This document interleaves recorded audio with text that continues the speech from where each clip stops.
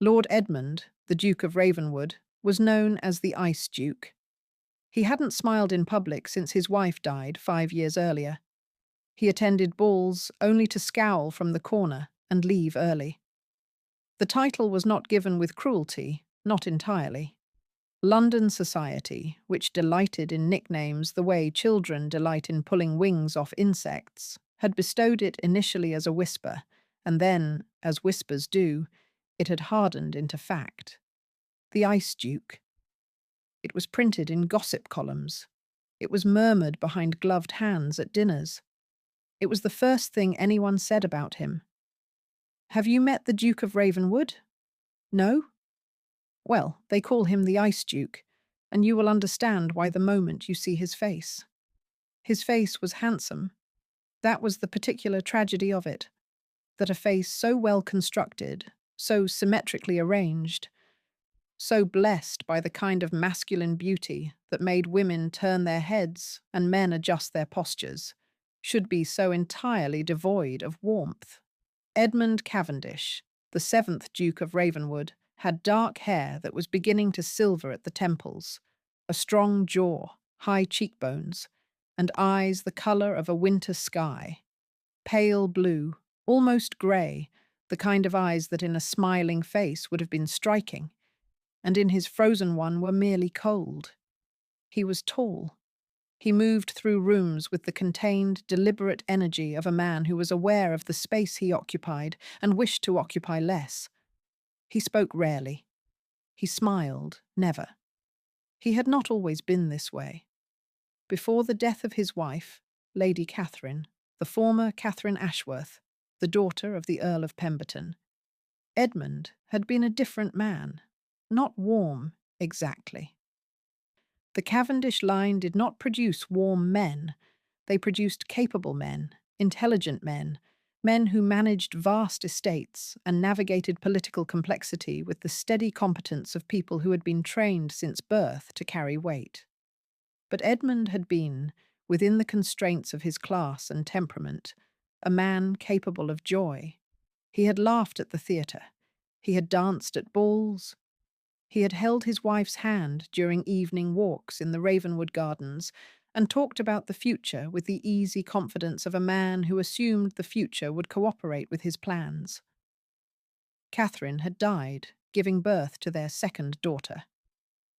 It had happened in January of 1813, during a snowstorm so severe that the roads to Ravenwood Park were impassable, and the physician could not reach the estate in time.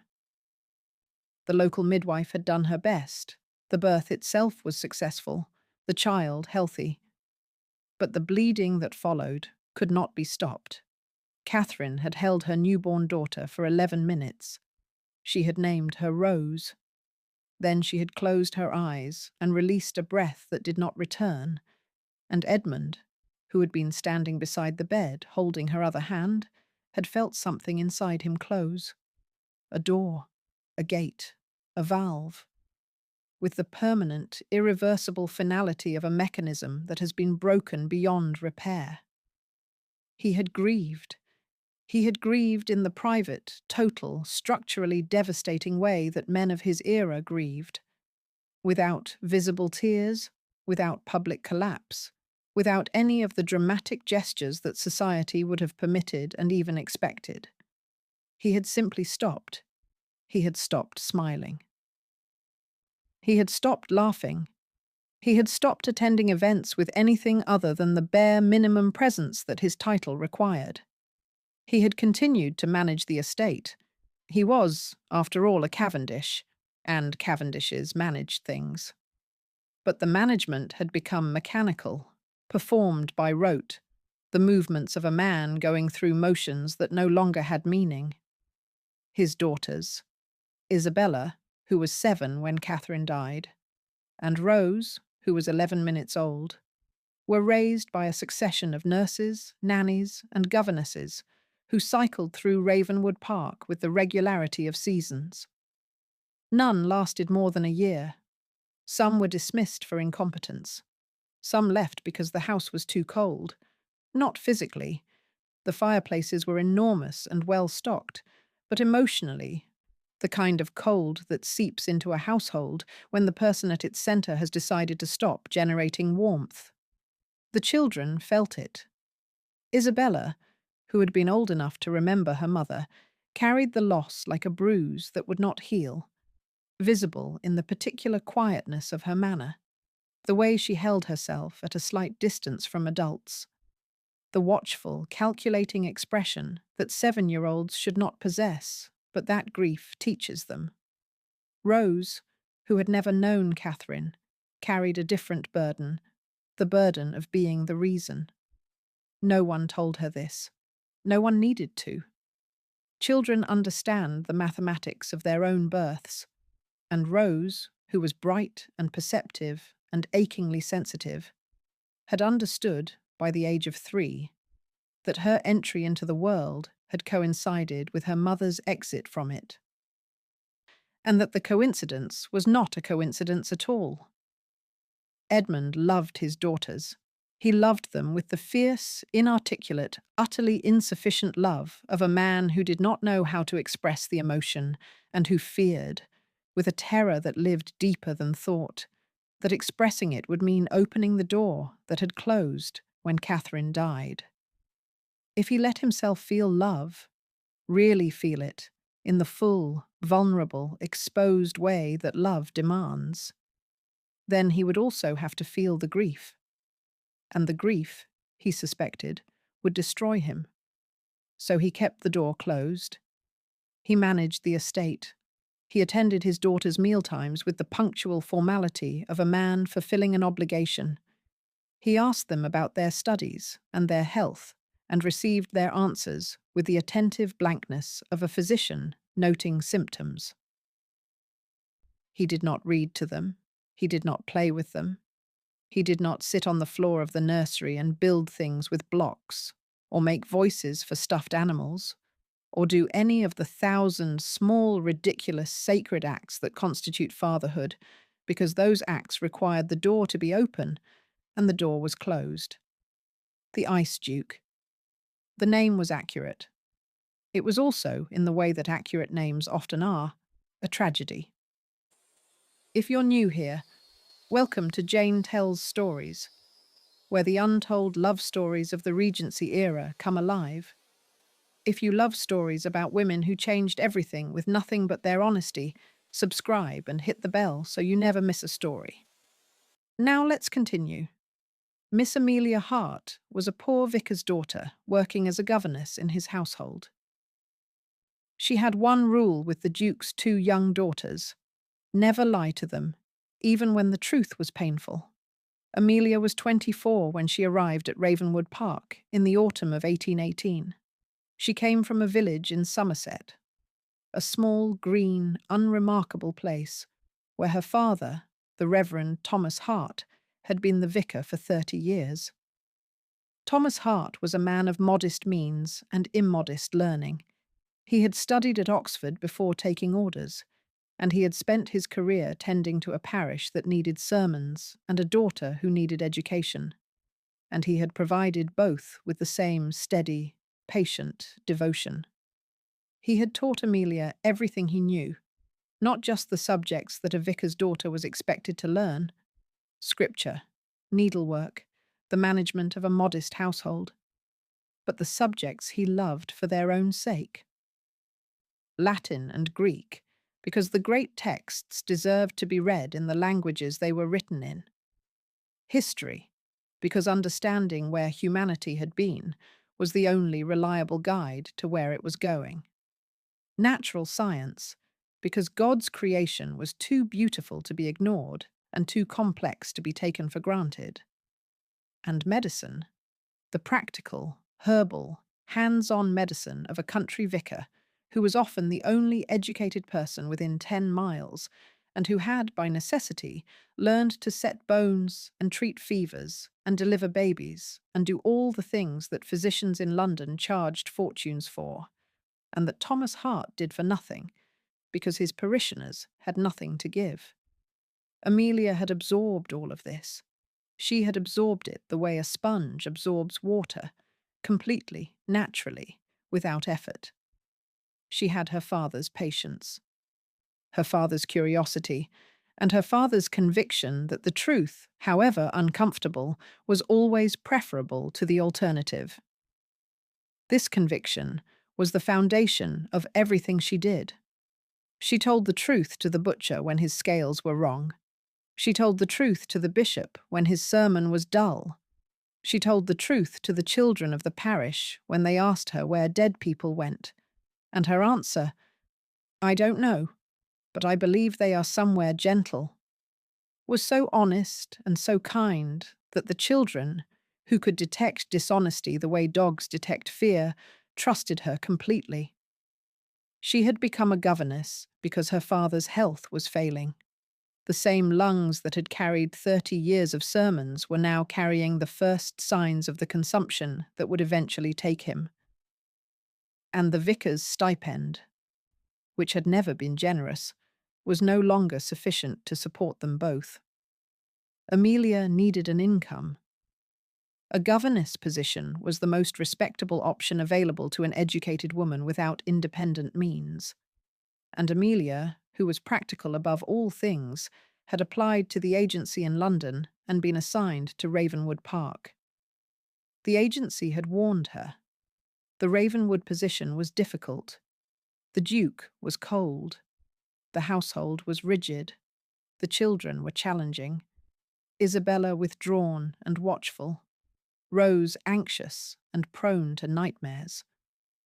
3 governesses had come and gone in the past 2 years.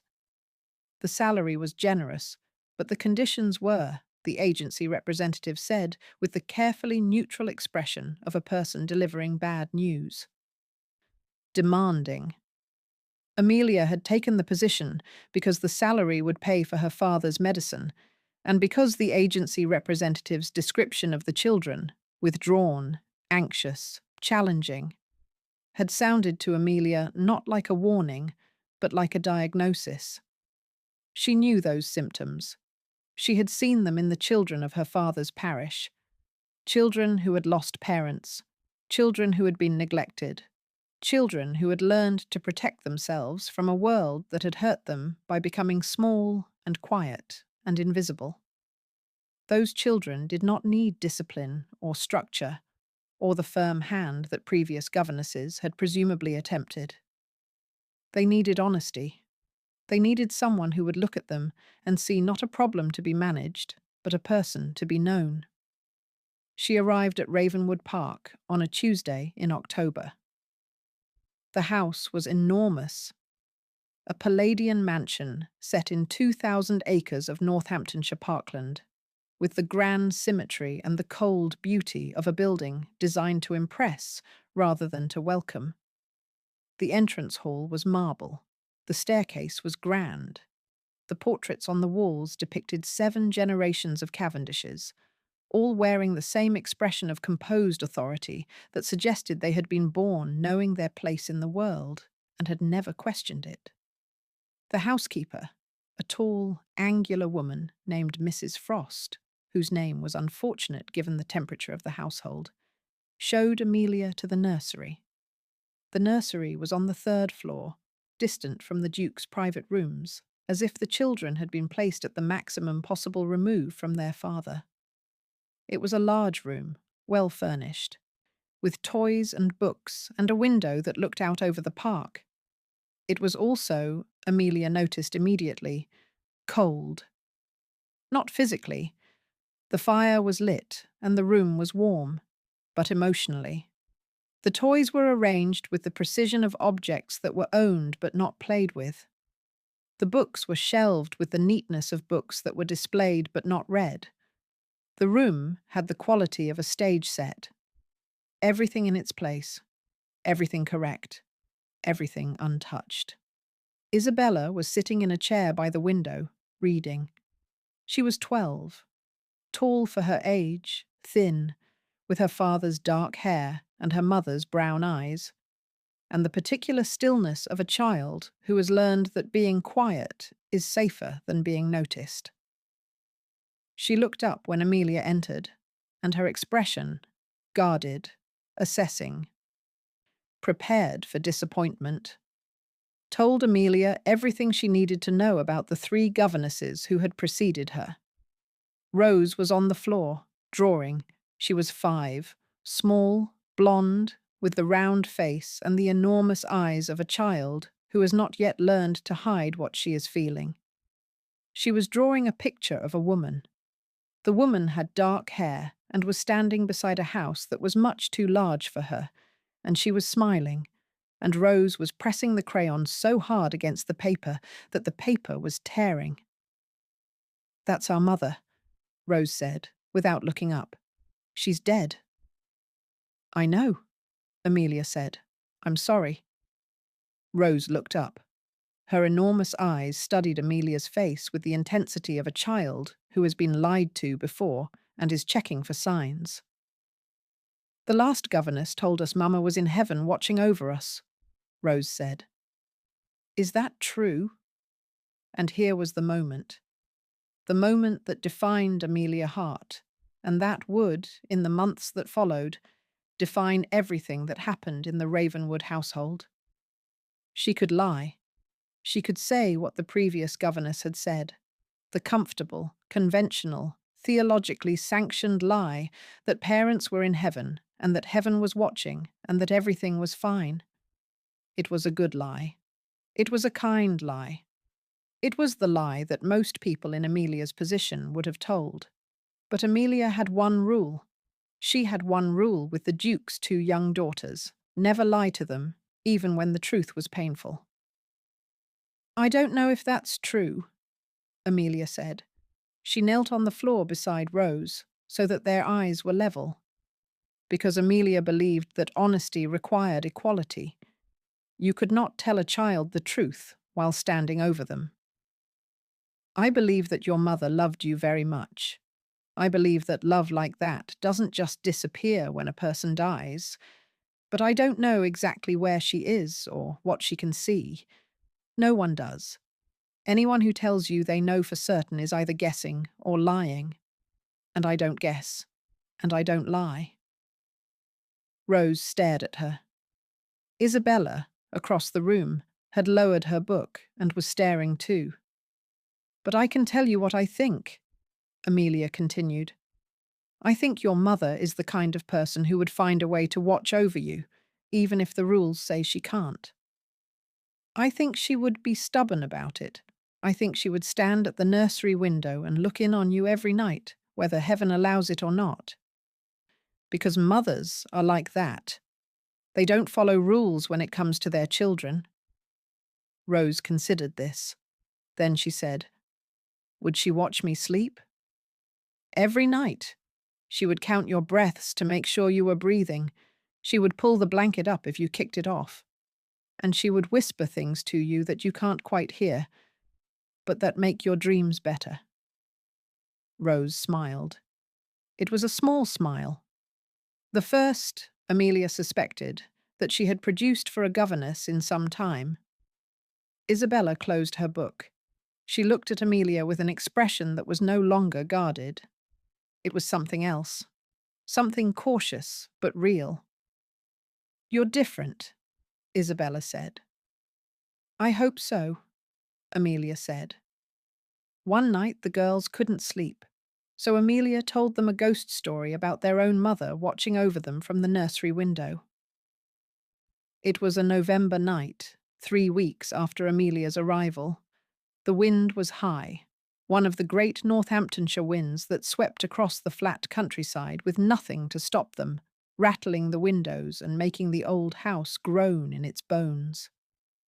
Isabella and Rose were in their beds, but their eyes were open, and the particular quality of their wakefulness, tense, alert, frightened, told Amelia that sleep was not coming, and that the conventional remedies, warm milk, a quiet voice, a firm instruction to close their eyes, would not be sufficient. "Tell us a story," Rose said. "What kind of story?" "A ghost story," Isabella said from across the room, in the voice of a 12-year-old who was pretending not to be scared and was doing it badly. Amelia thought for a moment. Then she sat between the 2 beds. in the space where the lamplight met the shadow, and she began to speak. She told them about their mother, not the theological mother, not the angel in heaven, not the spirit in the clouds, not the abstract figure of comfort that religion provided. She told them about the real mother, Catherine, who had loved music and gardens, and the way the light fell across the Ravenwood Park in the late afternoon. Amelia had never met Catherine, but she had listened. She had listened to the servants, who spoke of the former Duchess with a reverence that told Amelia everything she needed to know. And she had listened to the girls themselves, who dropped fragments of memory into their conversations like seeds into soil. And from these fragments, Amelia had assembled a portrait that was not complete, but was true. She told them that Catherine was a ghost, not a frightening ghost, not the kind that rattled chains or moaned in corridors. A quiet ghost, a watching ghost. A ghost who came to the nursery window every night and pressed her face against the glass and looked in on her daughters. And the reason the window sometimes fogged on cold nights was not condensation, but Catherine's breath, still warm, still carrying the love she had felt when she was alive. She told them that Catherine could hear them, not the way living people hear, with ears and attention and the risk of misunderstanding. Catherine heard them the way only the dead can hear the living, with perfect clarity, without judgment, catching every whispered wish and every silent prayer, and holding them the way a cupped hand holds water. She told them that Catherine was proud. Proud of Isabella's reading, proud of Rose's drawing, proud of the way they took care of each other, Isabella braiding Rose's hair in the morning, Rose bringing Isabella biscuits when she was sad. The small, daily acts of sisterhood that were, Amelia said, the thing that mothers cared about most. Not accomplishments, not obedience, not the careful performance of propriety that the world demanded. The love between sisters. That was the thing that made Catherine's ghost smile, standing at the window in the dark, watching her daughters be kind to each other. The girls fell asleep. Rose went first, her eyes closing gradually, her breathing slowing, her small hand still curled around Amelia's finger.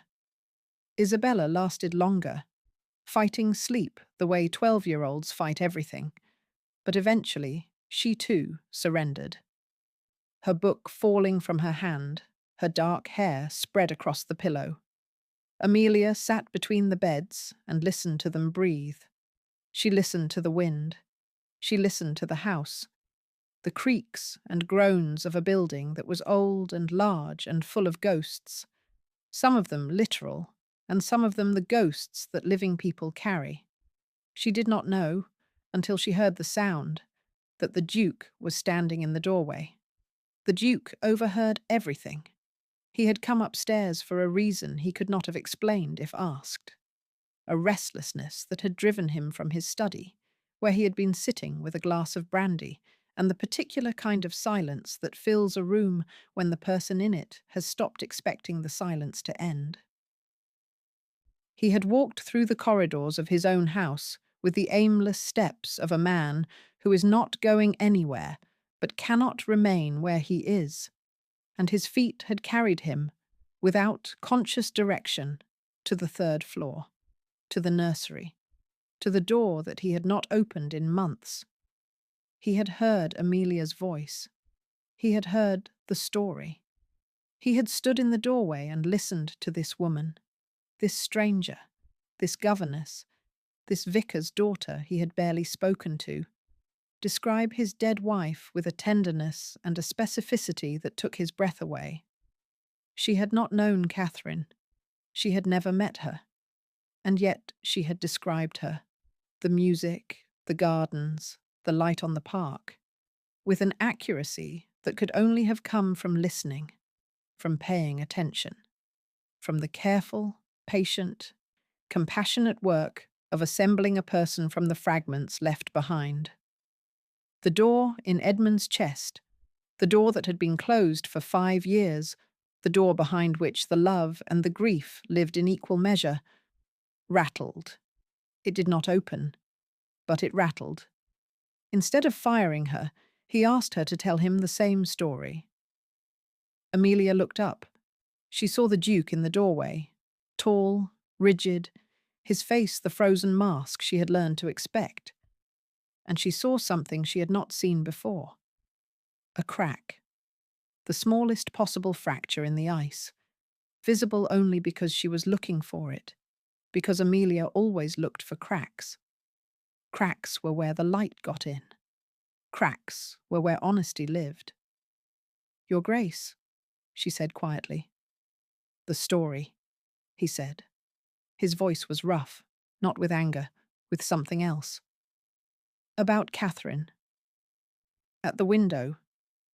The children are asleep. Tell me." She told him.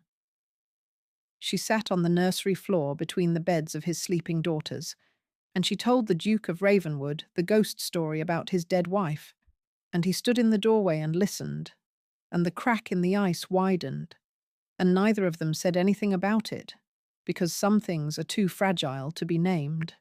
From that night, he began visiting the nursery every evening, not for the children, but to hear Amelia talk. Her honest, gentle voice slowly thawed the ice around his heart. He came at 8 o'clock, every night. He appeared in the doorway of the nursery with the punctuality and the formality of a man attending a scheduled event, and he stood, always standing, never sitting, because sitting would have implied comfort. And the Duke of Ravenwood was not yet ready for comfort. And he listened. At first, Amelia did not know what to do with him. He was her employer. He was a duke. He was the Ice Duke, the man whose presence made rooms colder, and his appearance in the nursery doorway each evening was as unexpected and as unsettling as finding a wolf in a garden, not necessarily dangerous, but impossible to ignore. She continued her routine. She read to the girls. She helped them with their lessons. She talked to them, not the manufactured educational talk of a governess performing her role, but the genuine, wandering, associative talk of a person who found children interesting and who believed that the most important thing an adult could give a child was the experience of being listened to. She talked about everything. She talked about the weather and the gardens and the birds she had seen that morning. She talked about the books she was reading, novels and natural histories, and the volumes of philosophy that she had borrowed from the Ravenwood Library, which was enormous and largely unread. She talked about her father, the vicar in Somerset, the man who had taught her Latin and set bones, and believed that the truth was a gift, even when it came wrapped in discomfort. She talked about Catherine. Not every night, but often enough. She had become the household's unofficial keeper of Catherine's memory, the person who collected the fragments and assembled them into a coherent picture that the girls could hold. She asked the servants for their memories. She asked the gardener, who had tended the rose garden that Catherine had planted. She asked the cook, who remembered Catherine's favourite dishes. She gathered these details the way a naturalist gathers specimens, carefully, respectfully, with the understanding that each one was precious and irreplaceable. And the Duke listened. He stood in the doorway, and he listened. And the listening changed him. Not dramatically, not visibly. The change was happening beneath the surface, in the geological layers of his personality, where the ice had been forming for 5 years and was now, under the steady, gentle pressure of Amelia's voice, beginning to thaw. The thawing was agonizing. Edmund had not expected that. He had assumed, in the abstract, intellectual way that he assumed most things, that grief was a state, fixed and permanent, like a mountain or a law of physics. He had not understood that grief was a process, and that the process, once resumed after 5 years of suspension, would be as painful as the original loss. He stood in the doorway and listened to Amelia talk about Catherine, and the memories that he had locked away. Memories of Catherine laughing, Catherine playing the pianoforte, Catherine lying beside him in the dark and describing the garden she wanted to plant, surged back with a force that made his chest ache and his eyes sting. He did not cry. Not in front of Amelia, not in front of the children. He cried later, in his study, with the door locked and the brandy untouched, because the crying, he discovered, did not require alcohol. It required only the permission to feel, and Amelia's voice, heard through a nursery doorway, had given him that permission. The visits continued through November and December.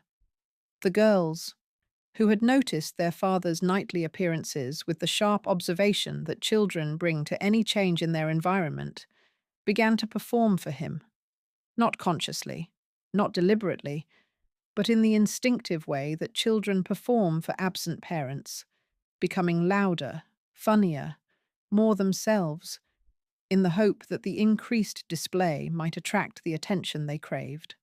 Isabella began to read aloud, not the quiet, private reading she had been doing for years, but performative reading, projecting her voice toward the doorway, choosing passages she thought her father might enjoy. Rose began to show her drawings, holding them up toward the doorway with the pleased expectation of a child who has made something and wants it to be seen. And Edmund, slowly, painfully, with the incremental progress of a man learning to walk after an injury, began to respond. A nod, a word, a question about the book Isabella was reading, a comment about Rose's drawing. Small things, barely visible. But Amelia saw them, because Amelia was always watching the cracks, and each small response was a widening, a deepening, a letting in of light. By January he was sitting. He had moved from the doorway to a chair, the old wingback that had been Catherine's, the one the servants kept but no one used. And he sat in it during the evening visits, and the sitting was an act of surrender so significant that the housekeeper, Mrs. Frost, upon seeing it, had to leave the corridor and compose herself in the linen closet. By February, he was talking. Not about Catherine. He could not yet talk about Catherine. The grief was still too fresh, still in the process of thawing. He talked about the estate. He talked about the mathematics of farming, crop rotations and drainage calculations and the economic models that determined whether a tenant family ate or starved. These were not, on the surface, emotional topics.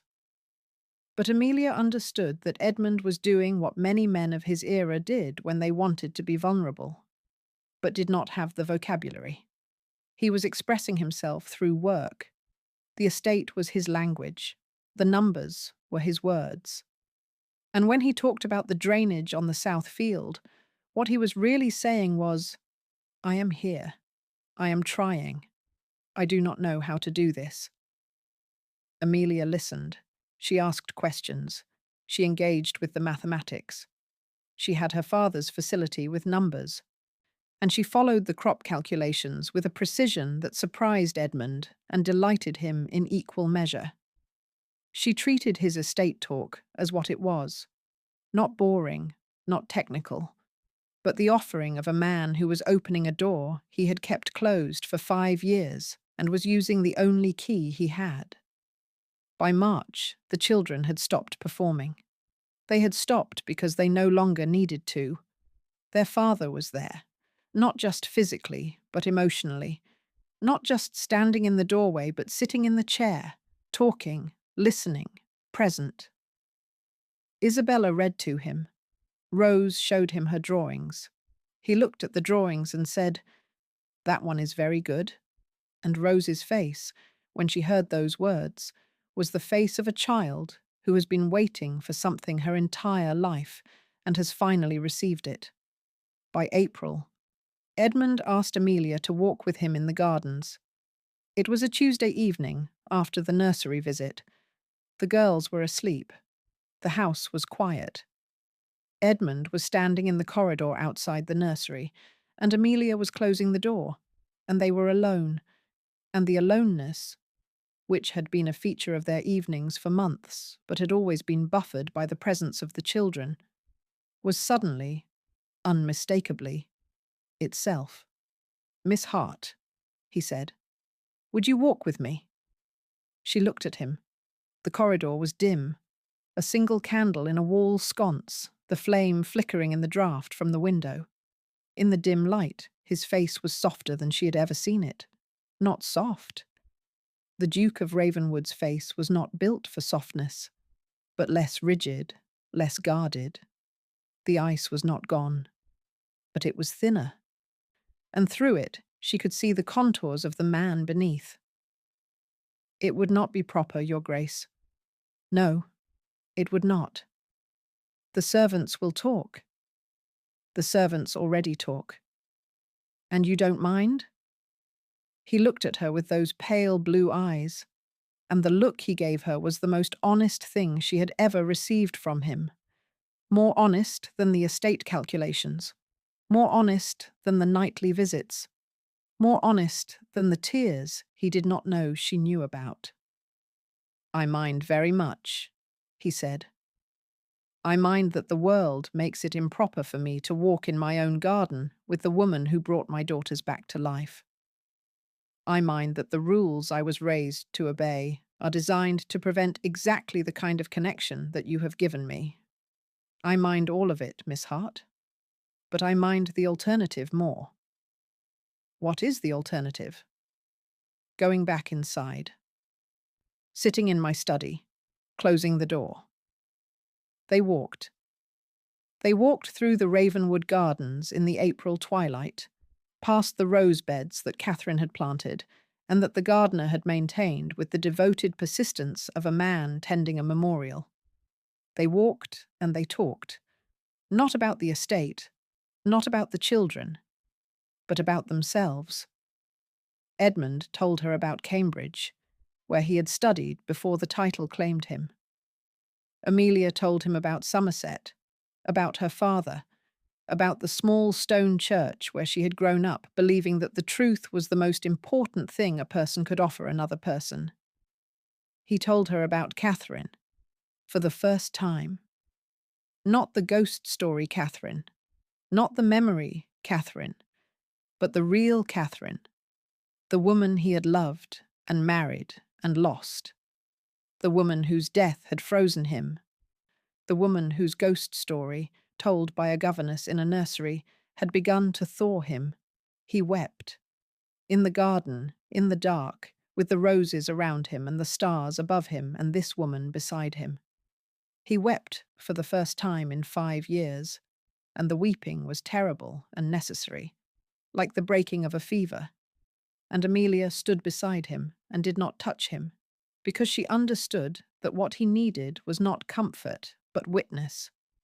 He needed someone to see him grieve.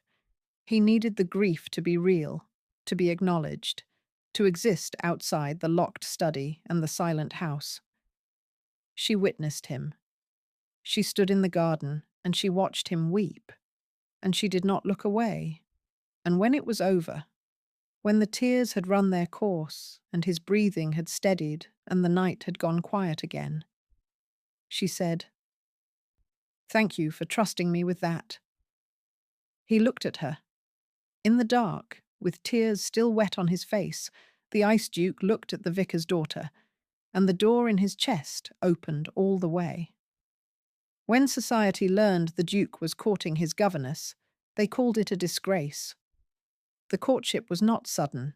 It had been building for 6 months. 6 months of nursery visits and garden walks and the slow, patient, honest exchange of two people who were learning each other the way you learn a language, word by word, phrase by phrase, until the foreign becomes familiar and the familiar becomes essential.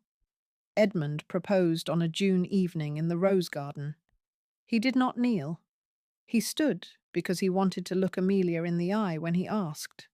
because equality had been the foundation of everything between them, and he would not undermine it with a gesture that placed him below her. "I am asking you to marry me," he said. "Not because you saved my daughters, not because you thawed the ice, but because you are the most honest person I have ever known, and I have spent enough of my life surrounded by people who tell me what I want to hear. I want someone who tells me the truth, even when the truth is painful, especially when the truth is painful." Amelia looked at him. She looked at this man, this wounded, thawing, still partially frozen man who had stood in a doorway for months and listened to her talk and who had wept in her presence and who was now asking her to share his life. And she felt the full weight of what he was offering. "Yes," she said, "but not because you are a duke, because you are the man who sat in his dead wife's chair to be closer to his children. That is the man I am saying yes to." Society's response was predictable and vicious. A duke marrying his governess was not merely a scandal. It was an assault on the fundamental architecture of the class system. Governesses were servants, dukes were gods. The marriage of the two was not a love story. It was a category error, a violation of the taxonomy that kept English society functioning, and the punishment for such violations was swift and merciless. The gossip columns were savage. "The Ice Duke melts for the help," one headline read. "From nursery to altar, Ravenwood's governess promotion," read another. The invitations stopped. The social calls ceased. The women who had once competed for Edmund's attention, hoping to be the one to thaw the Ice Duke, to claim the title and the estate, now competed to express their outrage, which was, Charlotte suspected, the same emotion dressed in different clothes. Edmund did not care. This was not a performance of indifference. Edmund genuinely, completely, structurally did not care what London society thought about his marriage. He had spent 5 years being the Ice Duke. He had spent 5 years attending their balls and scowling from corners and leaving early. Their opinion had not mattered to him when he was frozen. It mattered even less now that he was beginning to thaw. But on their wedding day, the Ice Duke smiled for the first time in 6 years as he watched Amelia walk down the aisle in a simple white dress. The wedding was held in the chapel at Ravenwood Park. Not in London. They had both agreed that the wedding should be private, not because they were ashamed, but because the moment was too important to be shared with people who would use it as entertainment. The chapel was small, old, built of the same honey-coloured stone as the main house, with stained glass windows that threw coloured light across the floor in patterns that shifted with the sun. The guests were few. Amelia's father, the Reverend Thomas Hart, who had travelled from Somerset despite his failing health, and who performed the ceremony himself, his voice trembling not with weakness, but with joy. The servants, all of them, from Mrs. Frost to the youngest kitchen maid, because Amelia had insisted and Edmund had agreed. Isabella and Rose, who served as bridesmaids. Isabella carrying the flowers with the grave dignity of a 12-year-old who understands the significance of what is happening, and Rose scattering petals with the joyful abandon of a 5-year-old who does not. Amelia walked down the aisle in a simple white dress, not a grand dress, not the silk and lace and embroidery that a duchess was expected to wear. A simple dress, cotton, made by the seamstress in the village, with a high waist and long sleeves, and no ornamentation except a sprig of rosemary tucked into the bodice, because rosemary meant remembrance. And Amelia wanted Catherine to be present at the wedding, even if she could not attend. Edmund watched her walk toward him. He stood at the altar in his finest clothes, and he watched this woman, this honest, patient, extraordinary woman, who had told his daughters the truth, and told him the truth, and who had, by the simple, relentless practice of honesty, dismantled the architecture of grief that he had built around himself. And he smiled. It was not a large smile. It was not the performative grin of a happy man displaying his happiness for an audience. It was a small, private, entirely genuine smile. The smile of a man who has been in the dark for a very long time and has stepped into the light and found that the light, though painful, is also beautiful. The poor vicar's daughter had done what no high-born lady could. She brought the Duke back to life. After the wedding, Amelia became Duchess of Ravenwood, but the servants still treated her like staff. The housekeeper openly defied her orders, and the butler refused to take instructions from the Governess. The transition was brutal. Amelia had gone from the nursery to the drawing room, from the servants' staircase to the grand staircase. And the household, which had its own hierarchy and its own politics and its own deeply entrenched opinions about who belonged where, did not adjust. Mrs. Frost was the worst. Not because she was a bad person. She was not. She was a competent, dedicated, fiercely loyal servant who had managed Ravenwood Park for 15 years and who had loved Catherine with the protective devotion of a woman who saw the former Duchess as the embodiment of everything a lady should be. In Mrs. Frost's world, a Duchess was born, not made. A Duchess came from a great family, spoke with a particular accent, moved with a particular grace, and understood, instinctively, the 1,000 invisible rules that governed the management of a great house. A governess who married a duke was not a duchess. She was a governess in a nicer dress. Mrs. Frost expressed this opinion through the subtle, devastating language of domestic resistance. She forgot to inform Amelia about household meetings. She gave instructions to the staff that contradicted Amelia's. She addressed Amelia as Miss Hart in front of the other servants, the slip deliberate and poisonous, a constant reminder that the woman giving orders was not, in Mrs. Frost's estimation, qualified to give them. The butler, Mr. Graves, a man whose name suited his demeanour, was worse in a different way. He simply refused. When Amelia asked him to rearrange the dining room for a dinner party, he said, "I shall consult with His Grace." When she asked him to change the wine selection, he said, "The cellar has always been managed according to His Grace's preferences." When she asked him anything at all, his response was a variation on the same theme. "You are not the person I take instructions from." Amelia could have gone to Edmund. She could have asked him to intervene, to assert her authority, to use his position to force the household into compliance. Edmund would have done it. He was, beneath the thawing ice, a man who did not tolerate disobedience, and a word from him would have ended the resistance immediately.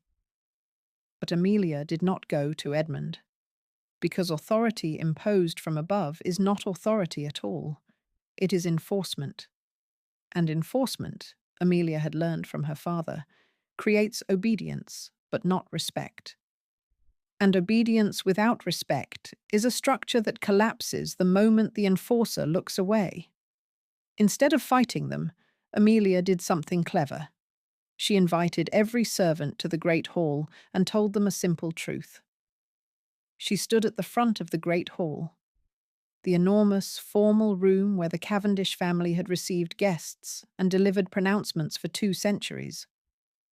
And she looked at the assembled household, 40 people, cooks and maids and footmen and grooms and gardeners and the laundress and the dairymaid and Mrs. Frost and Mr. Graves, all standing in rows, all looking at her with expressions that ranged from hostile to curious to carefully blank. "I was one of you for 2 years. I know exactly how hard this house is to run. So teach me how to be worthy of it." The words fell into the silence of the great hall. And the silence absorbed them, and for a long moment nothing happened.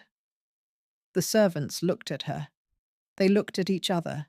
They looked at Mrs. Frost, whose face was undergoing a complex series of adjustments, like a clock being wound in a new direction. Then the cook, a large, red-faced woman named Mrs. Pennywhistle, who had been feeding the Ravenwood household for 20 years, and who had a reputation for bluntness that made even Mrs. Frost look diplomatic, said, "Well, that's a first. A duchess asking to be taught." "I am asking," Amelia said, "because I would rather learn from the people who know this house than pretend I know it myself.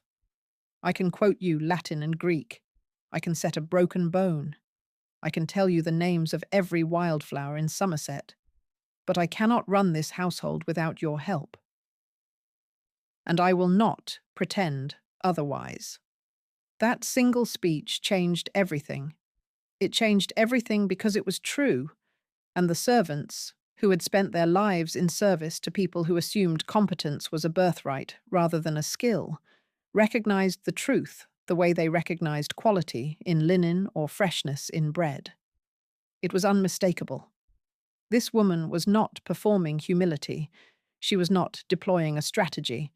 She was standing in front of them and admitting what she did not know, and the admission was so rare, so unprecedented, so completely unlike anything any employer had ever said to them, that it disarmed them. Within months, the staff adored her. Not immediately. Trust is not built with a single speech. It is built in daily increments, in the small, consistent acts that accumulate over time like snowfall. Each one invisible on its own, but collectively transformative. Amelia learned the names of every servant. She asked about their families. She ate in the kitchen with the staff once a week, sitting at the long table where the footmen and the maids took their meals, and she listened to them talk about their lives with the same attention she had brought to the nursery. She learned from Mrs. Frost. This was the masterstroke, not defeating the housekeeper, but enlisting her. Amelia went to Mrs. Frost's office, sat in the visitor's chair, and said, "Teach me. Everything you know about running this house, I want to learn." Mrs. Frost, who had expected resistance and found deference, who had prepared for battle and been offered partnership, did not know how to respond. She sat behind her desk and stared at the new Duchess.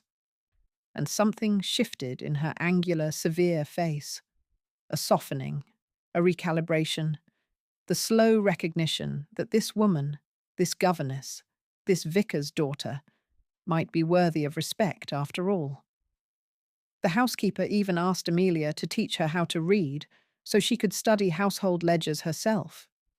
This was the moment that sealed it. Mrs. Frost, proud, competent, fiercely independent Mrs. Frost, came to Amelia one evening and said, with the stiff formality of a woman confessing a weakness she had hidden for decades, that she could not read. She had managed the household accounts by memory and by reputation, relying on the butler to read the figures and trusting her own prodigious recall to keep track of the numbers. But the accounts were growing more complex, and her memory, at 53, was not what it had been. And she needed help. Amelia taught her. Every evening, after the household was settled, they sat together in Mrs. Frost's office, the Duchess and the housekeeper, the student and the teacher. And Amelia guided Mrs. Frost through the alphabet, through words, through sentences, through the ledger pages that Mrs. Frost had been managing by memory for 15 years. The lessons were private. They were sacred. And they created, between the two women, a bond that was stronger than hierarchy, stronger than class, stronger than any of the structures that were supposed to keep them apart. The real test came 6 months later, when the Duke fell seriously ill with a fever. It began in October, a cough that seemed ordinary, a fatigue that seemed reasonable given the demands of the estate. A slight pallor that Amelia noticed, but that Edmund dismissed with the stubborn indifference of a man who believed that illness was a failure of will. Within a week, The cough had deepened into something that shook his entire body. The fatigue had become an inability to stand. The pallor had become the waxy, translucent whiteness of a person whose body was directing all its resources inward, fighting a battle that the outside world could not see. The physician came from London. Dr. Whitmore, a man of considerable reputation and equally considerable bills, examined the Duke and delivered his diagnosis with the careful gravity of a man who understood that delivering bad news to an aristocratic household was a delicate business. "It is a severe inflammatory fever," he said. "The lungs are affected. The prognosis is uncertain." Uncertain. The word meant, in the vocabulary of physicians, that the patient might die, and the physician did not want to be held responsible for the prediction. Society waited for Amelia to fail, expecting the young Duchess to crumble. The expectation was reasonable from society's perspective. Amelia was 25. She had been a duchess for 6 months.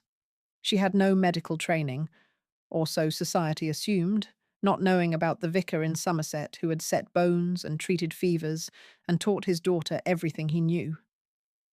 She was, in society's estimation, a governess who had married above her station and who would now be exposed as the fraud they had always believed her to be. But she stayed by his bedside day and night, using every remedy she learned from her vicar father. She dismissed Dr. Whitmore. Not rudely, she thanked him for his diagnosis and paid his bill, and told him that she would manage the treatment herself.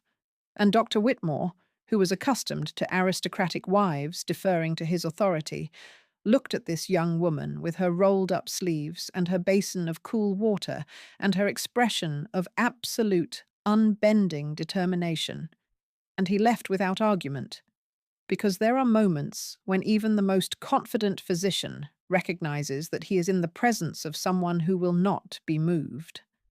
Amelia treated the fever the way her father had taught her. Cool cloths on the forehead, changed every 20 minutes, willow bark tea, brewed strong, administered hourly, the ancient remedy for fever that Thomas Hart had sworn by. Steam inhalations with eucalyptus and thyme to ease the congestion in the lungs. Broths, clear. Hot, nutritious, spooned into Edmund's mouth at regular intervals, because a body fighting a fever needs fuel, the way a fire needs wood. She talked to him.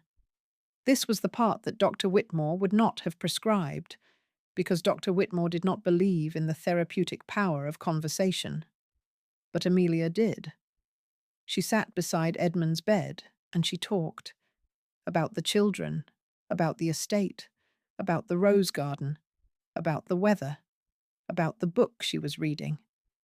She talked because silence in a sick room is terrifying.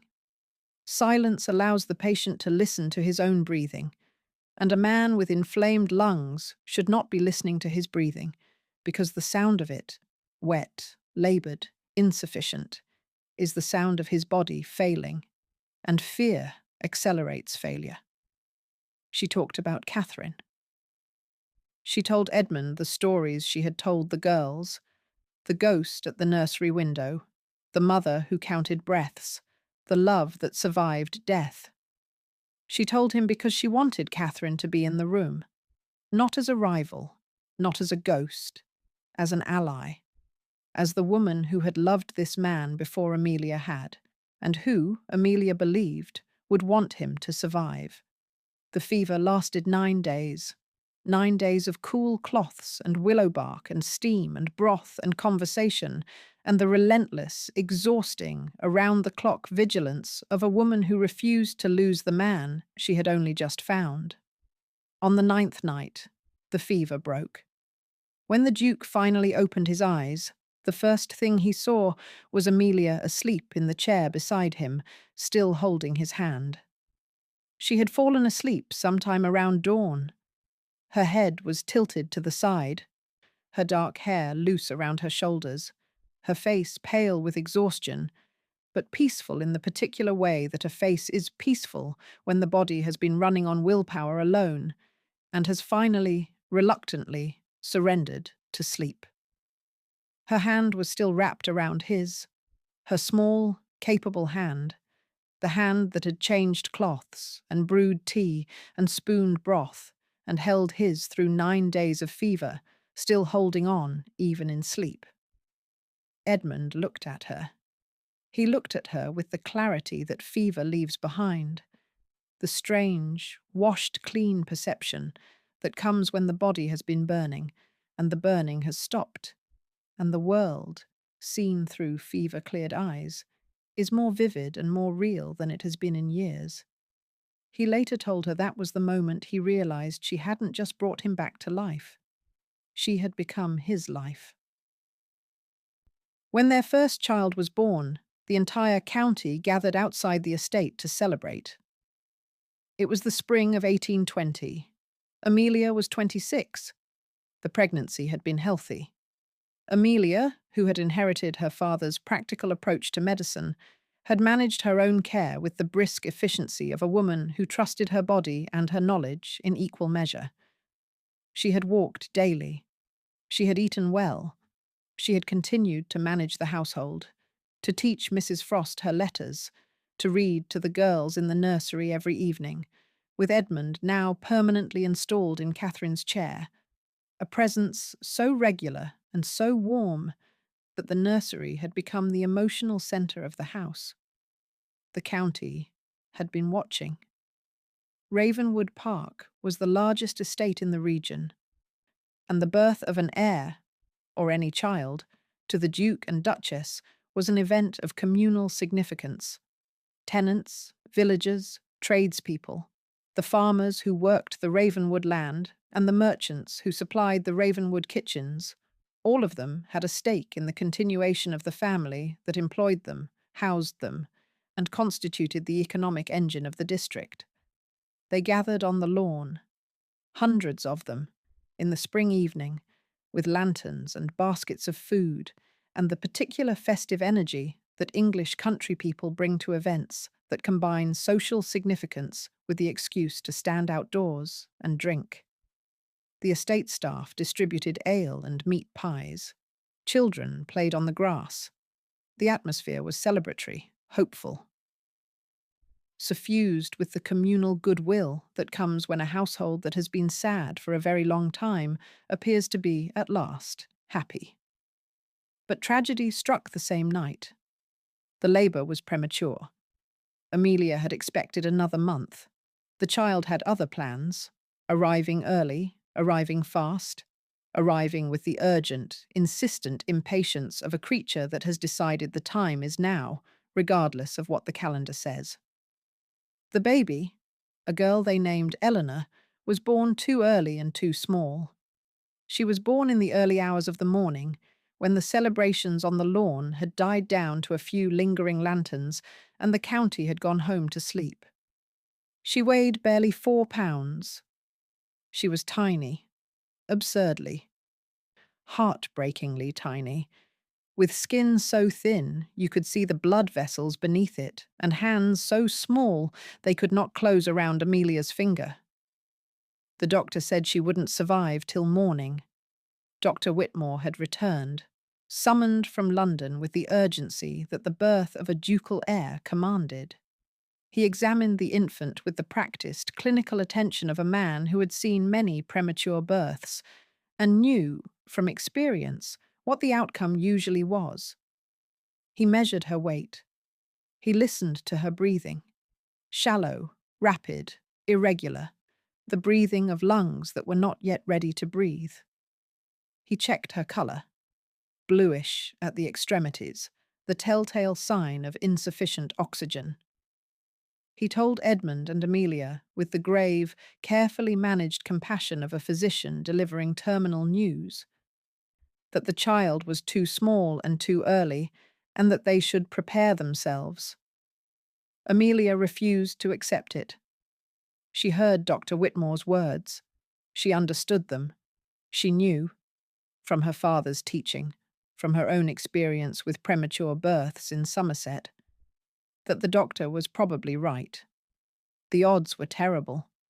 The child was too small, too early, too fragile for a world that required a minimum size and a minimum strength just to survive. But Amelia had been told no before. She had been told that the Duke of Ravenwood was beyond reach. She had been told that a governess could not be a duchess. She had been told that the servants would never accept her. She had been told all of these things, and she had responded to each one the same way, not with defiance, not with anger, but with the quiet, patient, relentless determination of a woman who did not accept limits imposed by other people's expectations. She wrapped the tiny girl against her own skin, sang lullabies her mother once sang to her, and stayed awake for 3 straight days. She did this because her father had taught her about kangaroo care, the technique, known to midwives and mothers for centuries, but dismissed by physicians as folk practice, of holding a premature infant against bare skin, providing the warmth and the heartbeat and the constant physical presence that the womb had been providing, and that the child, born too early, still desperately needed. She held Eleanor against her chest. She held her there, continuously, without interruption, without setting her down, for 3 days. She did not sleep. She barely ate. She sat in the chair beside the bed, and she held her daughter against her heart, and she sang. The lullabies her mother had sung to her in Somerset, the songs that had carried her through her own childhood, and that she now poured, note by note, into the tiny ear pressed against her chest. She sang about rivers and meadows and stars. She sang about love that was stronger than fear. She sang about mothers who watched from windows and counted their children's breaths. She sang the ghost stories she had told Isabella and Rose, transformed now into lullabies, and the singing was not entertainment. It was medicine. The rhythm of her voice, the vibration of her chest, the steady beat of her heart beneath Eleanor's fragile body, all of it was medicine, and Amelia administered it the way she administered everything, with patience, with precision, and with the absolute refusal to give up. The Ice Duke, who had lost his first wife to childbirth fever, sat beside her the entire time, terrified of losing another family. Edmund did not leave the room. He sat in the chair beside Amelia's, the same chairs they had sat in during the fever, the same configuration of vigil, and he watched his wife hold their daughter. And the terror he felt was the old terror, the Catherine terror, the 5-year-old wound that the birth had ripped open again. He had been here before, in this room, in this chair, waiting for a child to live and a wife to survive, and the last time the waiting had ended in the worst possible way. He held Amelia's hand. It was the only thing he could do, the only contribution he could make to the vigil. He could not sing. He could not provide the warmth or the heartbeat or the steady, physical presence that Eleanor needed. He could only hold Amelia's hand and sit beside her and be present. And he did this with the same relentless, unblinking determination that Amelia brought to holding their daughter. They did not speak much. There was nothing to say that their bodies were not already saying. The held hand, the steady breathing, the proximity of 3 people, a mother, a father, a child, bound together by the most primal, most urgent form of love, the love that fights death. On the 4th morning, little Eleanor let out her first strong cry. It came at dawn. The sun was just clearing the horizon. A thin, pale, English sunrise, the kind that barely manages to separate itself from the grey of the preceding night. The room was dim. Amelia had been awake for 72 hours, and her eyes were burning with exhaustion, and her arms ached from holding the baby in the same position, and she was beginning, for the first time, to doubt. Then Eleanor cried. Not the thin, reedy, insufficient cry of a premature infant. A cry. A real cry. A full-throated, furious, demanding cry. The cry of a baby who has decided to live and is announcing the decision to the world with the only instrument she has. Amelia looked down at her daughter. Eleanor's face was red. Her fists were clenched. Her lungs, the lungs that had been too small and too early and too weak, were producing a sound that filled the room and carried through the door and down the corridor and reached the servants, who had been waiting in the kitchen for 3 days, and who heard the cry and wept. The doctor called it a miracle. Dr. Whitmore, who had returned on the second day to check on the patient he had expected to lose, stood in the doorway and listened to Eleanor cry.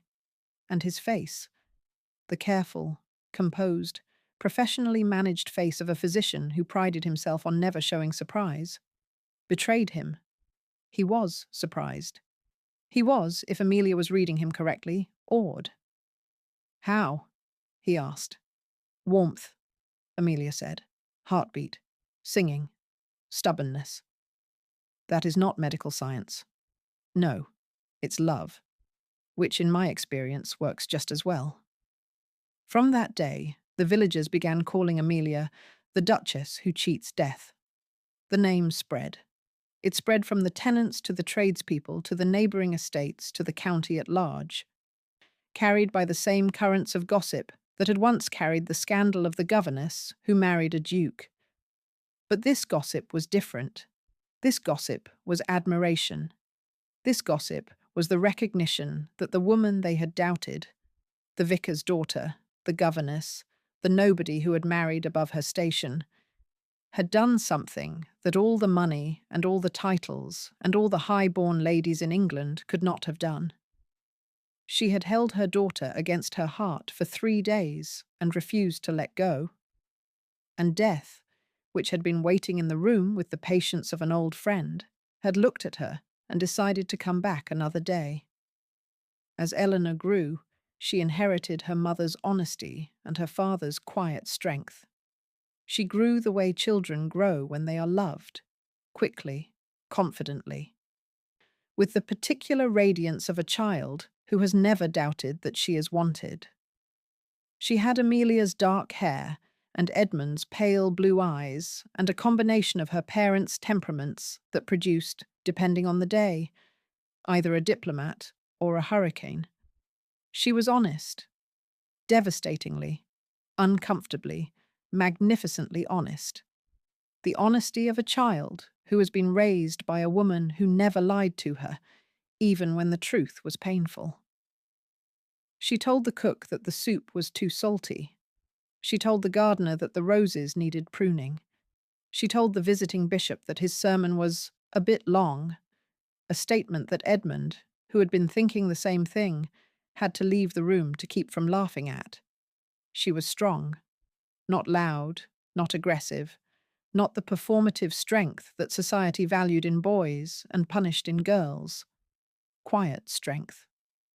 The strength of a child who had been born too early and too small, and who had been held against her mother's heart until she decided to live, and who carried that decision, the decision to live, to fight, to be, in every cell of her body. Isabella and Rose adored her. Isabella, who was now 17 and beginning to resemble Catherine in ways that made Edmund's breath catch, treated Eleanor with the protective devotion of an older sister who understood, because Amelia had told her honestly, how close Eleanor had come to not surviving. Rose, who was 10 and who had inherited her mother's artistic eye and her father's capacity for intensity, drew pictures of Eleanor constantly, Eleanor sleeping, Eleanor laughing, Eleanor sitting on the nursery floor with a look of fierce concentration that Rose titled Eleanor Thinking. The family became known across England not for their title, but for the love that had melted an ice duke and saved a child everyone had given up on. It was a different kind of fame than the Cavendish family was accustomed to. For 7 generations, The Dukes of Ravenwood had been known for their land, their wealth, their political connections, their careful management of an estate that produced income and influence in equal measure.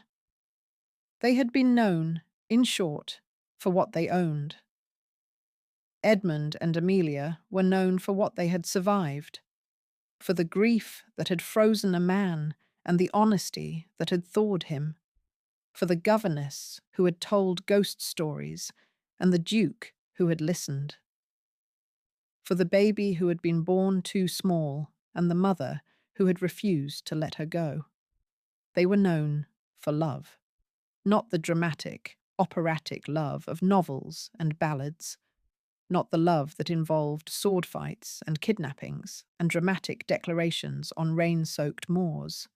The quiet love, the daily love, the love that showed up every evening in a nursery doorway and every morning at a breakfast table and every night in a garden where two people walked together and talked about the truth. Edmund still attended balls. He still stood in corners. But he no longer scowled. He stood in corners because he was watching Amelia, watching her move through the room, watching her talk to people with the honest, direct, completely disarming manner that had captured him in the first place.